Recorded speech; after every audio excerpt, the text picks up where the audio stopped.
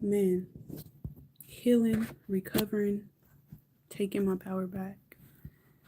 In the early 2000s, I went to Nan Sanders Elementary School in Paris, California.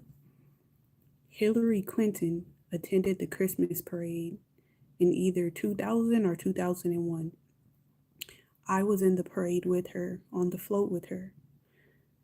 For weeks before that, they made the principal, a group of teachers, and the CPS from the I think it's on 6th Street, the CPS office on 6th Street in Paris, or I forget the name of the street, worked worked to get Hillary Clinton to come to the school so that she could kidnap me. They told all of the children that one of us would be picked to go somewhere with her. They arranged everything through emails. I remember vividly. Well, not, I remember parts vividly. They were going to do a book reading, or like they were trying to figure out how to get her to come to the school. Um, we got associated with Hillary Clinton because of our social worker. Our CPS social worker, was a friend of Hillary Clinton. And our case got brought to her because our dad kidnapped us and took us to Banning, California. And they put my mom in a mental ward because my mom reported that we were being sexually abused. And instead of everybody believing her, they just said she was crazy and put her in a mental ward and took away her rights as an adult and said she was mentally a 12-year-old for reporting that we were being drugged and abused. A doctor sexually abused me in front of my mother to exalt their power over the situation. My mom felt extremely helpless. She had no one. Her dad was trafficking her and basically sold her. She spoke up and told, and in telling that she was being drugged and raped together with her children, the doctor and CPS standing there sexually abused me in front of my mother. Um, so that is how our case got brought to Hillary Clinton. This could be looked up. Paris, California, Nan Sanders Elementary, early 2000s. Hillary Clinton attended a Christmas parade. I was in that parade. She attempted to kidnap me 3 times along the route. The first time, they stopped the float. They were handing out candy and they tried to move on without me. My mom is short. She's about 5'3", so they assumed she was a child. As the float tried to move on without me, my mom was right there cussing them out. You're leaving my child. So I got put back on the float. Later, there was an elephant, Paris, California. There was an elephant. They let us off the float to pet the elephant. They tried to move on again without me. My mom again was right there cussing them out. As we got to Paris High School, they told all the parents that you cannot come beyond this point, that your children are with the safest people in the world. They tried to degrade the parents trying to make them feel bad for wanting to go every step of the way with their children. The parents were stopped at the gate. As soon as we went behind the gate, I was picked up and dropped on the ground in a crowd of people, and the float moved on without me. And 2 women, I'm assuming that were Secret Service, 2 white, young, blonde women, started approaching me, calling for me to come to them. I ran straight into my mom, and the women dissipated into the crowd. It did not stop there. Since my mom had to do the game program, and the social worker who connected us, who referred our case and set up the human trafficking kidnapping attempt, remained in our life. So My mom had this stuff that she had to fill out and do. We had to go to the doctors and they diagnosed me with short term memory loss, but I really feel like it was something they vaccinated me with. I do have short term memory loss. Um, CPS stayed in our life.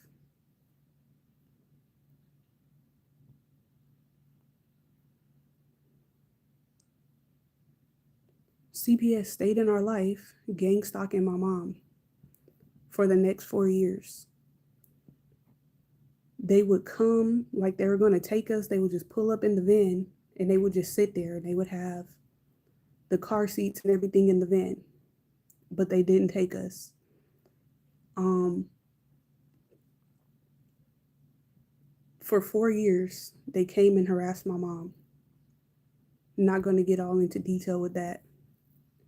In 2004, I believe, through the Truancy Act, because my mom did not have mandatory for us to go to school.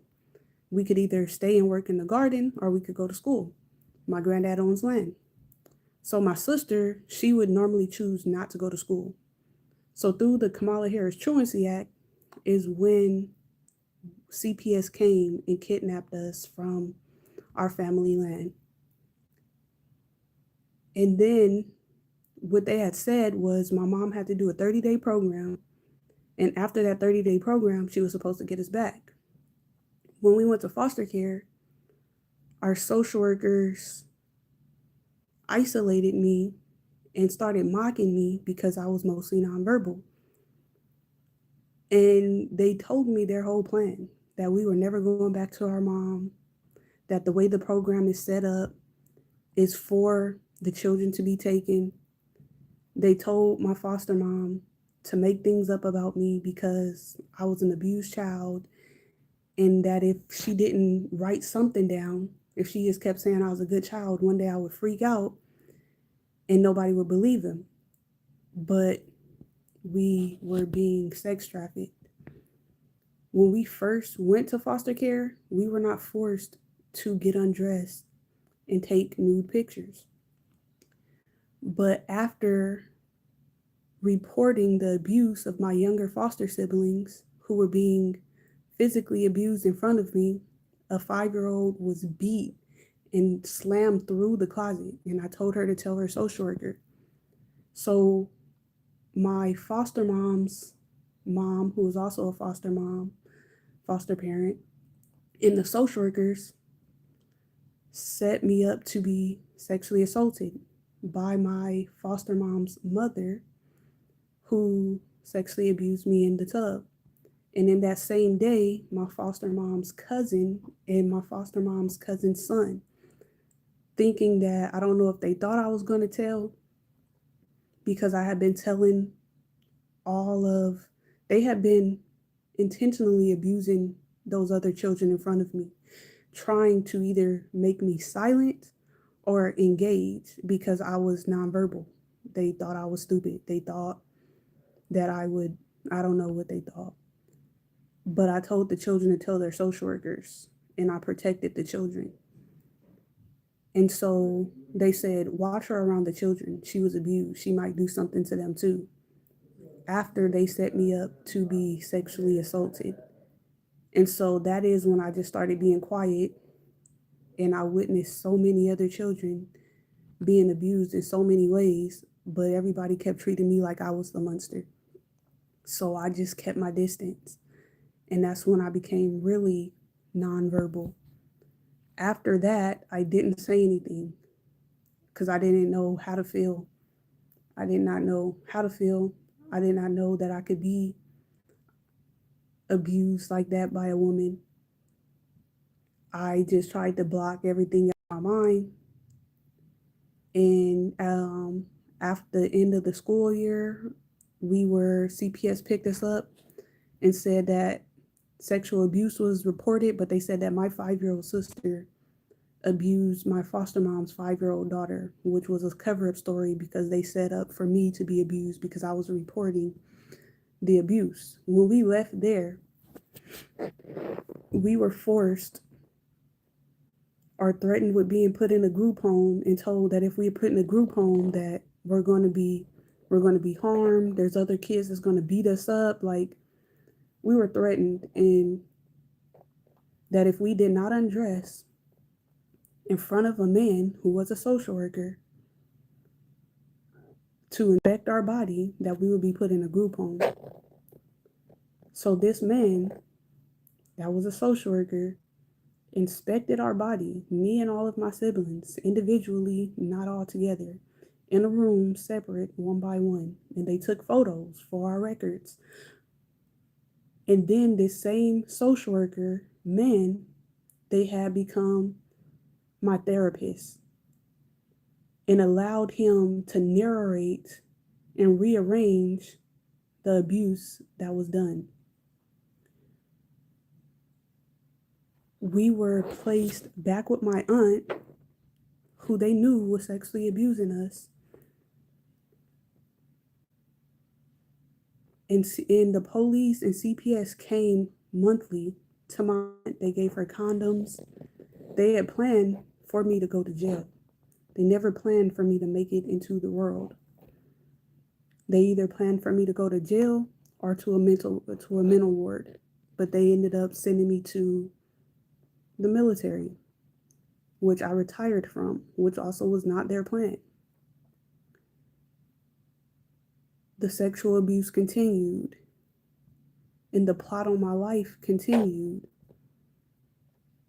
As I kept reporting the abuse, they tried to send me to the White House for foster advocacy, but I refused because it didn't make any sense what they had said. We reported the sexual abuse at my aunt's house, and the police, the counselor, CPS told me that I was a lying, unruly child and sent me back to the abuse. Until a month before my 18th birthday, they put me back in foster care. They covered their tracks. I was groomed through all of this. I was not aware of what was going on. I'm piecing everything together. The judge did not talk about the sexual assault at all. He only talked about what I would be doing after I graduated. And in that first court hearing, he put going to the Army in my prom packet and made sure my aunt paid for it. And he yelled at her a little bit.